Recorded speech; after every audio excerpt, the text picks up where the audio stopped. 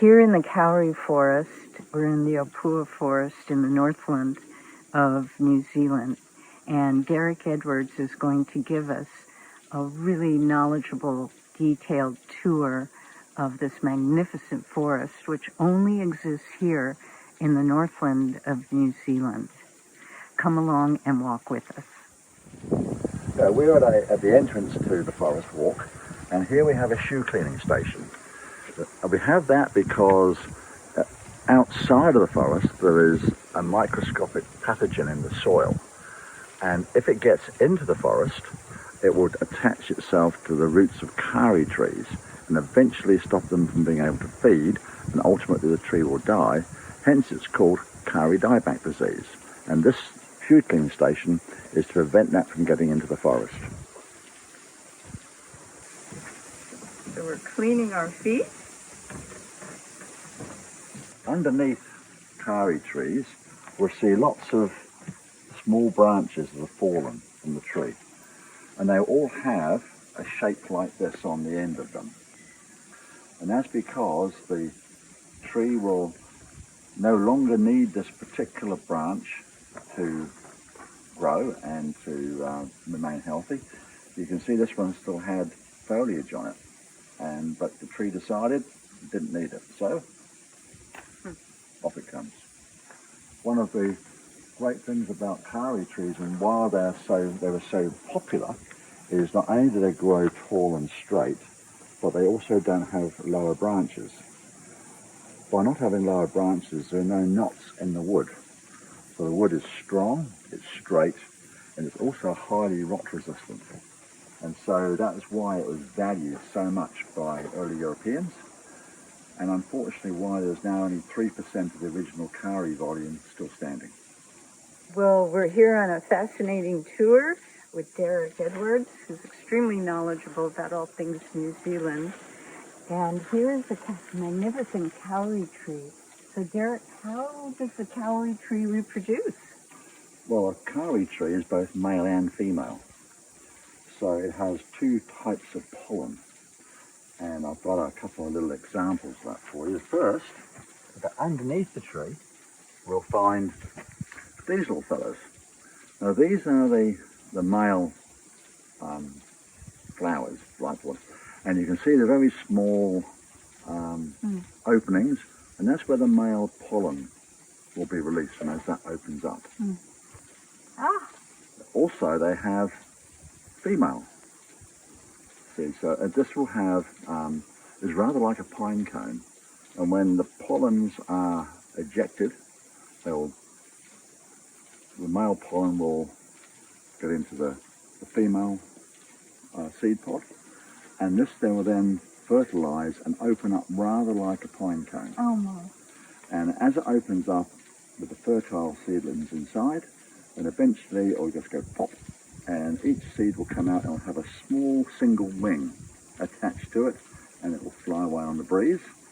And that will eventually result 2,000 years later in a mature kauri tree. So Derek, how old is this particular magnificent kauri tree? Well, I don't know exactly. However, the experts estimate 800 years. Oh my. So that tree has been here longer than European and longer than Maori. So it has seen many things in its lifetime. One of the interesting things about the kauri tree is the shapes that are left on the bark once the outer layers have flaked away. We can see those lovely curved shapes, and those are one of the inspirations Maori have used for their art.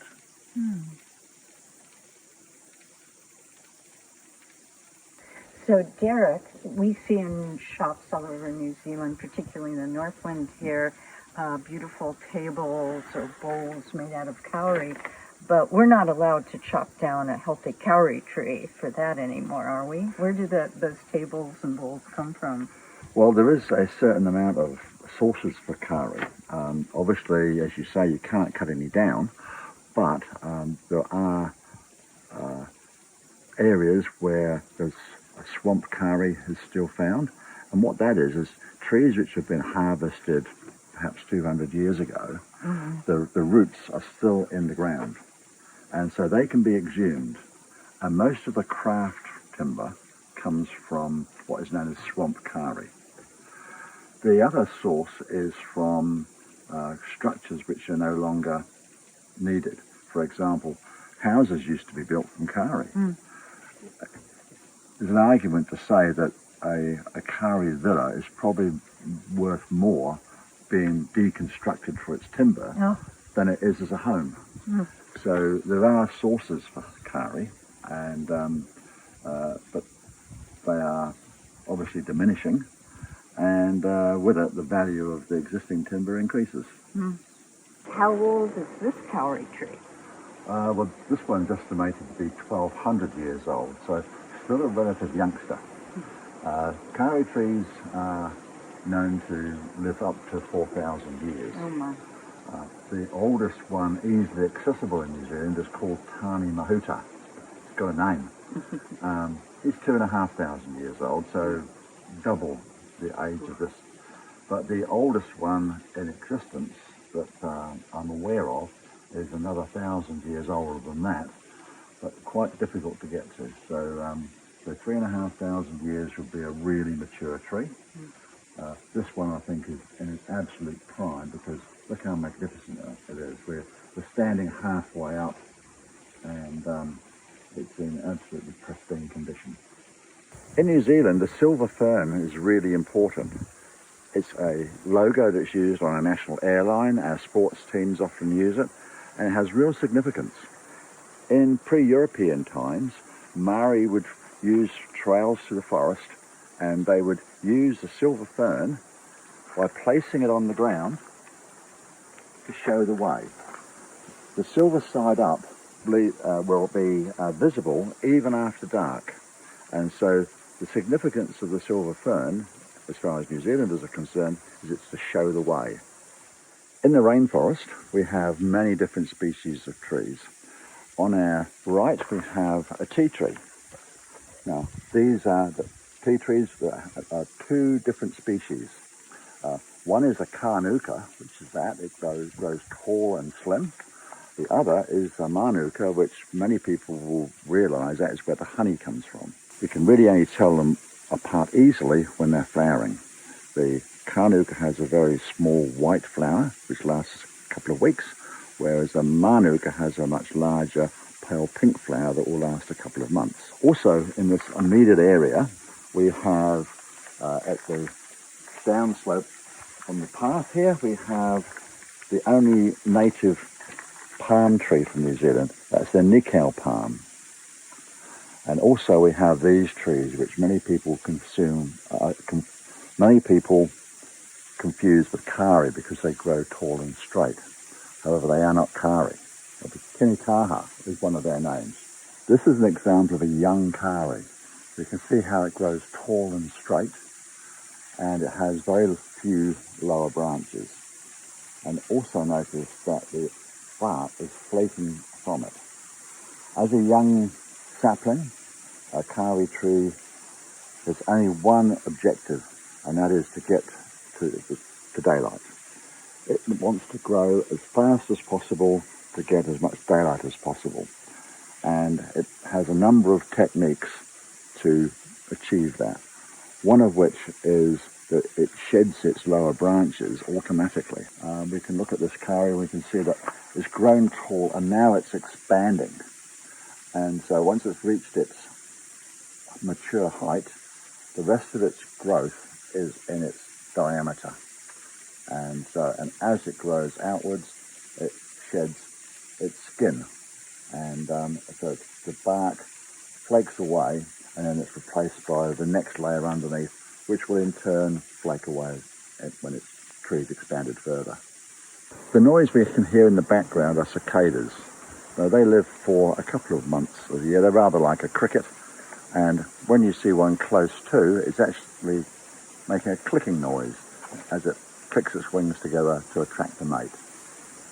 Over on our right, we have a totra. Now, the totra is a really oily wood. So if we were to cut one of those down and mill the timber and then paint it without special treatments. The paint would fall off. However, if you wanted to use it for putting a building on as piles, it will last for a very long time. So within the forest, as well as having many different species of trees, we also have other things. For example, this is flax. It's not giant flax, but this is the sort of flax that Maori would use for weaving their clothing and like their baskets and small items that they would manufacture for carrying things, etc. Also here we have things like this. Now this, believe it or not, is a moss. It's known as spider moss. Really beautiful. But also we've got ferns as well. This is a kidney fern. It's shaped rather like a kidney and it has these really intricate patterns in it. Now we only have these here because we've recently had some rain. Previously to the rain coming, they would have been all shriveled up like this. So in another week of dry weather, they'll be all shriveled up, and as soon as we get another rain event, they'll pop back up again as fresh new kidney ferns.